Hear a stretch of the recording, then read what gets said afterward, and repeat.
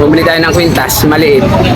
Maliit lang, pambibigay natin. Pero mula sa probinsya, tulak tayo papuntang Maynila upang bumili ng alahas na pambigay natin sa ating masipag na subscriber.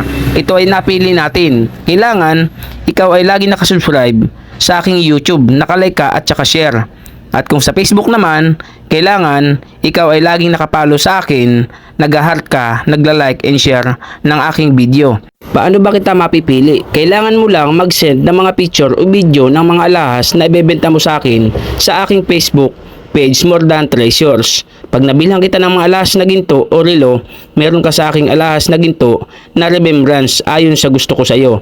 Kung mabibili ko naman sa iyo mga plated lamang o silver at mumurahing relo, meron ka din sa aking remembrance na silver na alahas anuman ang gusto ko. At kung wala naman talaga akong mabibili sa mga pinakita mo sa akin, ngunit napili kita, may consolation prize pa rin tayo. Bibigyan kita ng cash na ayon sa gusto kong halaga para sa iyo.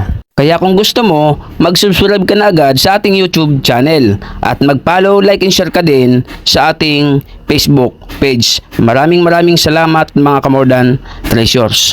At ngayon, ako'y namimili na ng alahas na ibibigay ko sa aking subscriber. Dalawa ang aking nagustuhan, ngunit kailangan isa lang ang aking bayaran. At nang magustuhan ko ito na nga at atin na itong babayaran.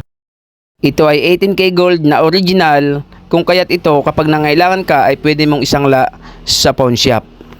Tinanong ko kung magkano kaya kinompute niya sa calculator ang halaga ng kwintas na ating bibilhin.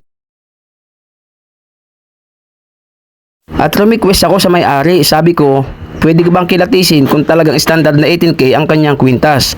At pumayag naman siya. Siyempre mga Kamordan Treasures, nakakahiya naman na iregalo mo sa iyong subscriber ay 18K ang tatak pero 14K lang pala ang kanyang kalidad. Kaya ito ay aking inuri ng pang-uri ko na asido at bato. Dahil sa pumayag ang may-ari, ibig sabihin 100% legit ang kanilang mga tinda. Ngunit kailangan nating magsigurado mga Kamordan Treasures. At nang ito'y aking asayin, lumabas sa ating asay, 18K gold standard ang kanyang kwintas. Kaya kung bibili kayo mga Kamordan Treasures ng alahas, magsama kayo ng marunong. So bayaran na natin. So bumili tayo ng kwintas, maliit.